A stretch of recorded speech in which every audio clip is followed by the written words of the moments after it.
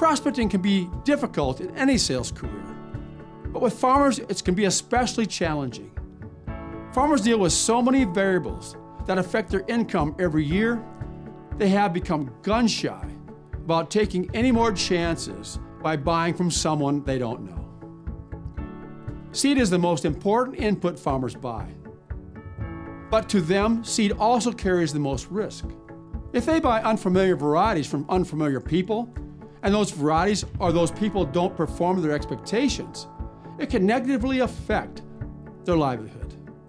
Farmers are constantly being pestered by salespeople. They're called on an average of 4 times a week, year-round, by someone trying to sell them something.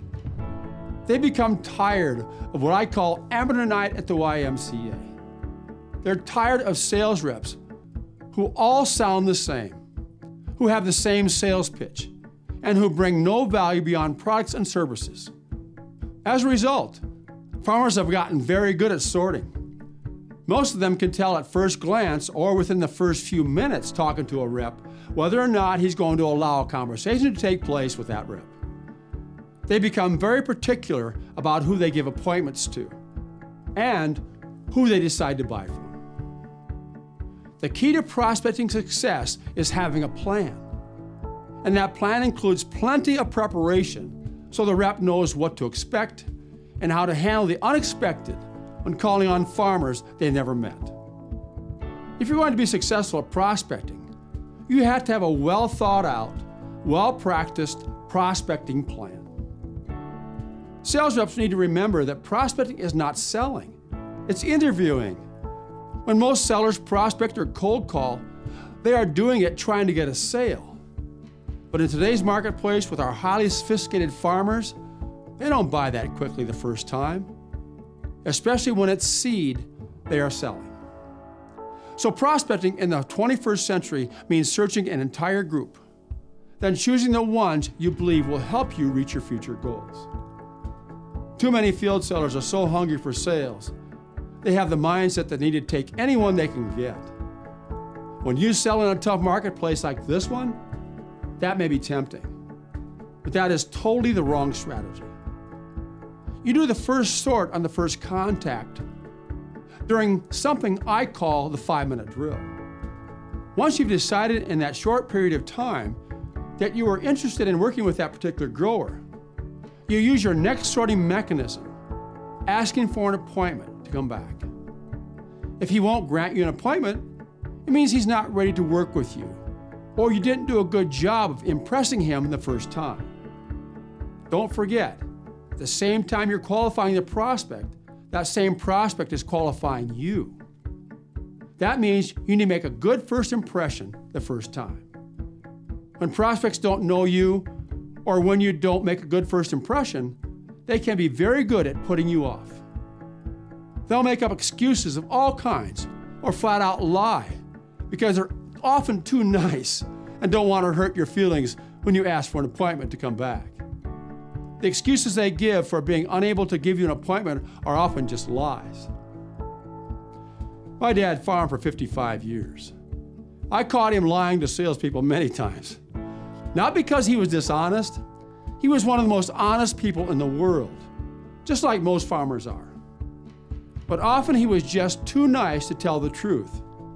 I heard him lie over the phone and come up with reasons why he couldn't grant an appointment to a sales rep.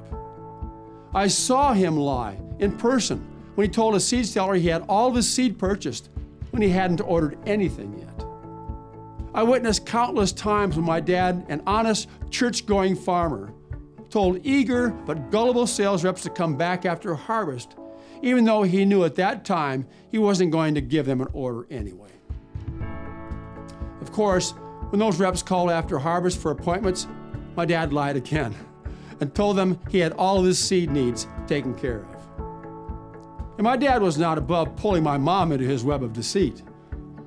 He often made my mom an accessory to his lies.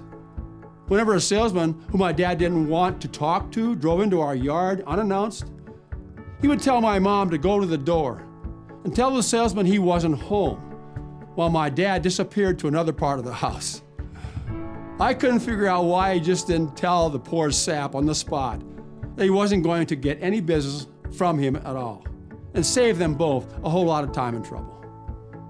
A big reason my dad was so hard on sales reps was because he was so tired of getting called on and listening to the same old song and dance from every input supplier. That means most farmers already know what you and every other sales rep is going to say when they call them. No wonder sales reps get prospecting phobia. In this video, I taught you that prospecting is not selling, it's interviewing. But you are probably asking questions like, how do I interview a new prospective buyer? How do I conduct a 5-minute drill on a new prospect? Or what does a prospecting calendar even look like, and how do I create one? Well, after you attend SeedSeller Blueprint Live, you will learn the answers to all those questions and more when it comes to prospecting. When you attend my live sales training workshop and follow my system for selling, getting orders written during the actual selling season, all that will take place. It will happen because you have given your prospects and customers an actual reason to order early and not wait until after harvest to see how the crop does. My job is to be your guide and help you follow that plan so you can achieve the sales and financial success you've always dreamed of for yourself and your family.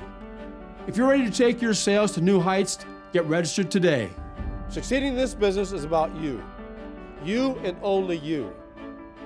That's why I'm going to take away your products. I'm going to take away your price, your programs, and all your technologies, and we're going to learn to sell without them.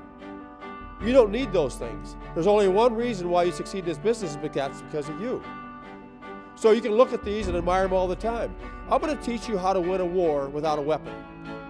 Because I believe if you learn how to fight a war without the advantage of having a weapon, it means you have to run, fight at night, hide sometimes, attack only when you have the advantage that when I give you back your weapon, you'll win the war. And if I can teach you how to sell in this marketplace without a technology advantage, a product advantage, price advantage, or program advantage, that when I give you back your tools like that, your sales will go geometric because you'll understand true selling tactics, just like you'll understand true battle tactics in a war. That's the secret to succeeding. It's all about you.